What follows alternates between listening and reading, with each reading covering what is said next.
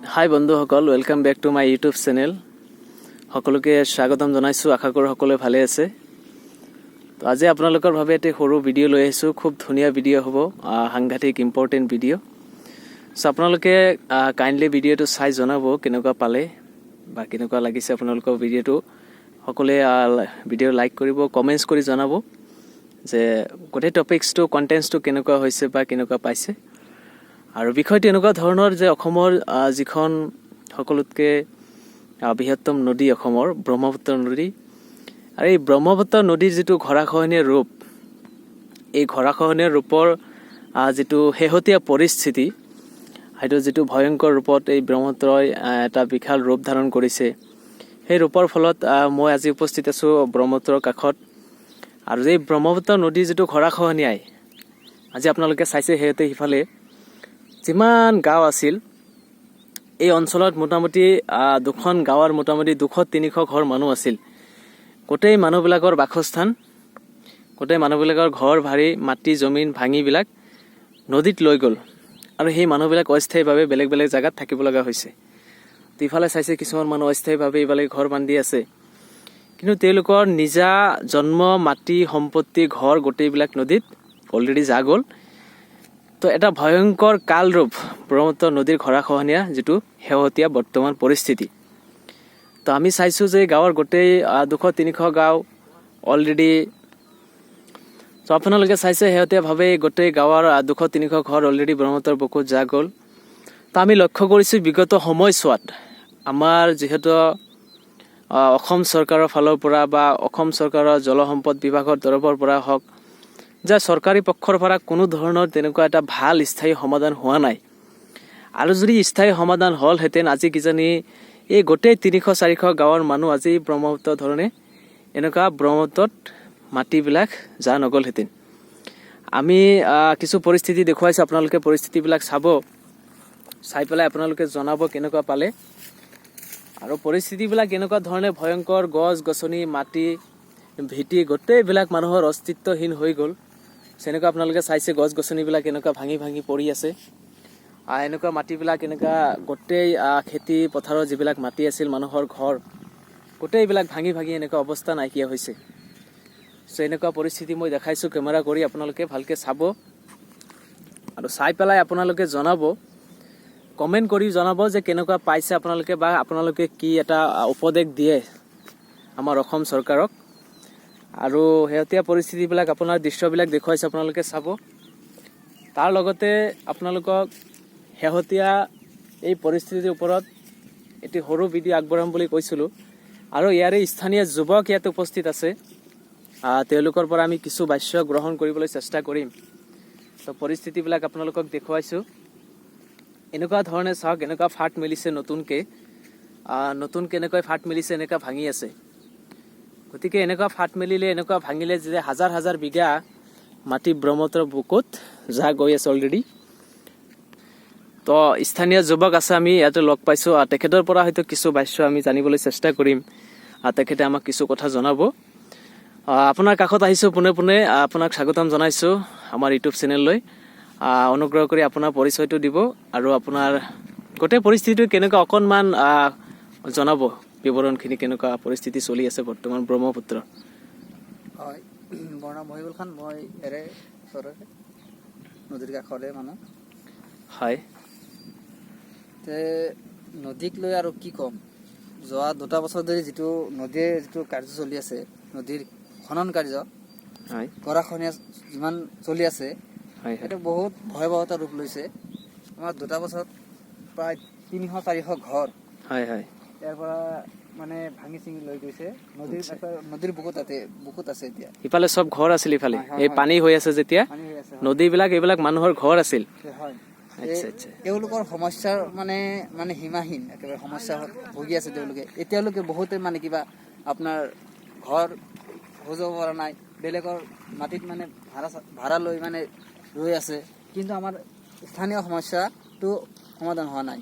আচ্ছা, আপুনি চাওক, চৰকাৰৰ পৰা যিয়ে কাম কৰে, কিন্তু চাইণ্টিফিকভাৱে কাম নকৰাৰ বাবে আমাৰ এই গাঁও মানে ভাঙি চিঙি একেবাৰে চুৰমাৰ কৰি আছে নদীয়ে। স্থায়ী সমাধান হোৱা নাই। হোৱা নাই। Yes. আচ্ছা। কিন্তু চৰকাৰৰ পক্ষক মই এইটোৱে অনুৰোধ জনাওঁ, সিহঁতে মানুহবিলাকৰ যিটো ইয়াৰ পৰা মানুহবিলাক ক'ত স্থায়ী হিচাপে বসবাস কৰি আছে বা কেনেকুৱা পৰিস্থিতি হৈছে মানুহবিলাকৰ?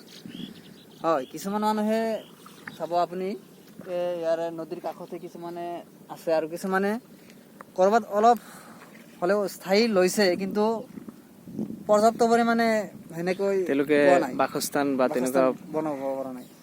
স্থায়ী বহুতে মানে বাসস্থান পোৱা বহুত নাই। ঠাইত মানে ভাড়া কৰি আছে, ভাড়া কৰি মানে বেলেগ ঠাইত কাম কৰি তেওঁলোকৰ যিবিলাক নিজা মাটি সম্পত্তি আছিল চব মাটিত ব্ৰহ্মপুত্ৰত যা গ'ল। বহুত গৈছে। হয়, এতিয়া শেহতীয়াভাৱে যিটো ব্ৰহ্মপুত্ৰৰ গৰাখহনীয়াৰ ৰূপ কণ্টিনিউভাৱে বছৰলৈকে চলি আছে, আজিৰ এই মঞ্চৰ পৰা আপুনি অসম চৰকাৰ তথা বিশিষ্ট ব্যক্তিসকলক, মন্ত্ৰী এম এল এ সকলক কি আহ্বান জনাব আপুনি? চাওক আপুনি চাওক, বহুতবাৰ মানে এই মন্ত্ৰী এম এল এক মানে অনুৰোধ কৰি থাকে, আমাৰ এইখিনি কাম কৰক, আমাৰ এইখিনি কাম কৰক, কিন্তু কি হয় কাম কৰে, অলপ চলপ কিবা কৰি দিয়ে, তাৰপিছত আমাৰ হেৰি হৈ যায়গে, সেইবোৰ ঠাই আকৌ মানে ভেকু বানাৰ চিষ্টেম কৰি আকৌ মানে তাতে ভাঙি চুৰমাৰ কৰি দিয়ে। তে আমাৰ চাইণ্টিফিক ভাৱে ইয়াৰ কাম নহয়, যাৰ কাৰণে এনেকৈ বাৰ বাৰ হৈ আছে আৰু হৈ থাকিব যদি এনেকৈ কাম কৰি থাকে। বৈজ্ঞানিক পদ্ধতিত মানে স্থায়ী সমাধান নদী বান্ধৰ কাম কৰা নাই। হয়, ইয়াৰে বিকল্প আপোনাৰ কি হ'ব, যদি ভালকে একেবাৰে বান্ধি দিয়ে, একেবাৰে চাইণ্টিফিক ভাৱে বান্ধি দিলে আমাৰ সমস্যাটো একেবাৰে নিৰাময় হলাক হয়। আমাৰ সন্মানীয় মুখ্যমন্ত্ৰী তথা জলসম্পদ মন্ত্ৰীক এইটো অনুৰোধ জনাওঁ যে আমাৰ এইখিনি বান্দালি বৰদে তথা বৌৰী সত্ৰৰ ওচৰতে বৃহত্তৰ অঞ্চল চেঙা সমষ্টিৰ এই চেঙা সমষ্টিৰ বৃহত্তৰ অঞ্চলৰ এইখিনি যদি সুৰক্ষা নিদিয়ে, কিন্তু এইবোৰ বহুত মানুহে একেবাৰে নিৰুপায় হৈ যাব, সমষ্টিৰ প্ৰতি এটা ভাবুকি আহিব, সমষ্টিৰ প্ৰতি এটা ভাবুকি হয়।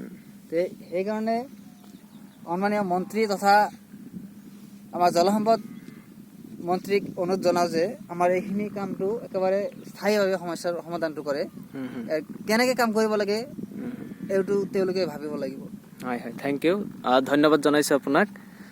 হয়, চৰকাৰী পক্ষক মই এইটোৱে আহ্বান জনাইছোঁ আৰু এইটোৱে মানে কামনা কৰিছোঁ যে আমাৰ সমস্যাটো সমাধান কৰিব লাগিব।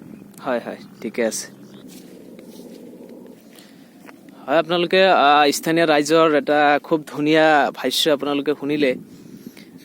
সেই পক্ষে ময়ো কিছু কথা চৰকাৰক আহ্বান জনাম আৰু মই কিছু দৃশ্য দেখুৱাইছোঁ যে কেনেকৈ মাটিবিলাক খহি যায়। আপোনালোকে অনুভৱ কৰিব যে কিমান বিষাদ বেদনা হ'ব এই মানুহবিলাকৰ।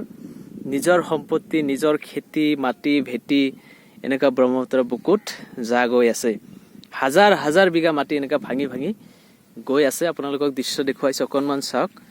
দৃশ্যবিলাক চালে আপোনালোকৰ নিজৰ বুকু কঁপি উঠিব।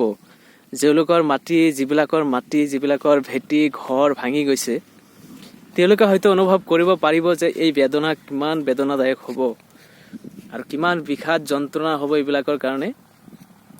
নিজৰ যেতিয়া জন্ম বাসস্থান ভাঙি যায়, তেওঁলোকৰ কেতিয়া স্থায়ী কোনো জাগা থাকিবলৈ হয়তো বাসস্থানৰ উপযুক্ত তেওঁলোকে জেগা নাপায়। গতিকে সেই সম্পৰ্কে বিভাগীয় মন্ত্ৰী বিধায়কসকলক আমিও কিছু আহ্বান জনাম যে তেওঁলোকে এই বিষয়বিলাক অতি নিষ্ঠা সহকাৰে, অতি দায়িত্বপূৰ্ণভাৱে তেওঁলোকে যিটো অসম চৰকাৰৰ বা অসমৰ ৰাইজৰ এজন এজন প্ৰতিনিধি, গতিকে এই সমস্যাবিলাক সমাধানৰ তেওঁলোকৰ দায়িত্ব আছে আৰু সেই দায়িত্ববিলাক তেওঁলোকে নিষ্ঠাবান সহকাৰে পালন কৰক। এয়া আমিও আহ্বান জনাইছোঁ, আমিও কামনা কৰিছোঁ যাতে এই মানুহবিলাকৰ স্থায়ী এটা সমাধান হয়। আৰু এই ব্ৰহ্মপুত্ৰৰ যিটো সমস্যা আপোনালোকে চাইছে কেনেকৈ ফাট মেলিছে, এই সমস্যাবিলাক যাতে স্থায়ী সমাধান হয় তাৰ কাৰণে আমি অনুৰোধ জনাইছোঁ বিভাগীয় মন্ত্ৰী এম এল এক।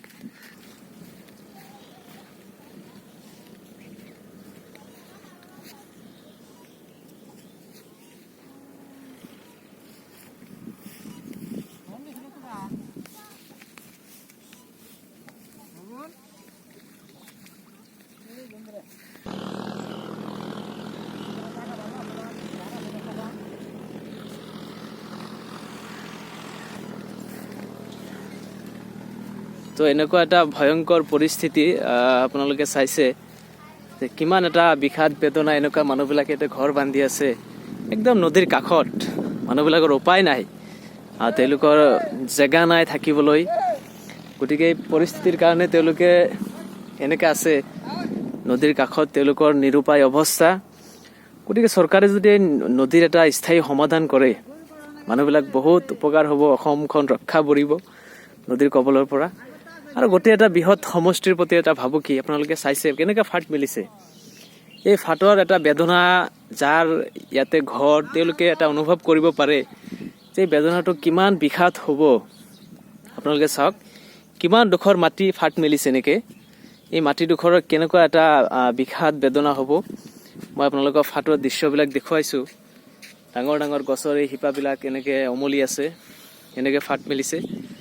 গতিকে এই ৰাস্তা বা এই পথাৰ, এই মাটি, আমাৰ চৰকাৰে কয় মাটি আমাৰ, পথাৰ আমাৰ, ঘৰ আমাৰ, ৰাস্তা আমাৰ, বজাৰ আমাৰ। গতিকে এইবিলাক চৰকাৰৰ এটা ৰক্ষা কৰাৰ দায়িত্ব আছে। গতিকে সেই হিচাপে মই দৃশ্যবিলাক দেখুৱাইছোঁ। চ' কাইণ্ডলি সকলোৱে আমাৰ ভিডিঅ'টো চাই কেনে পালে কমেণ্ট কৰিব, লাইক কৰিব, যিমান পাৰে শ্বেয়াৰ কৰিব, যাতে বিভাগীয় মানুহবিলাকে দৃশ্যবিলাক চাব পায়, যাতে এটা সমস্যাৰ সমাধান হয়। আৰু সকলোৱে জনাব কমেণ্টছ কৰি কেনেকুৱা লাগিল ভিডিঅ'টো। আৰু যিবিলাকে অলৰেডি মোৰ চেনেল ছাবস্ক্ৰাইব কৰিছে তেওঁলোকক অশেষ ধন্যবাদ।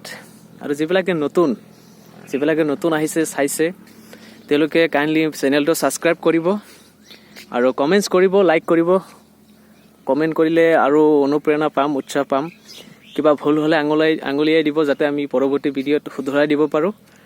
আৰু শেহতীয়াভাৱে নতুনসকলক আকৌ কৈছোঁ, কাইণ্ডলি চেনেলটো ছাবস্ক্ৰাইব কৰিব। Thank U.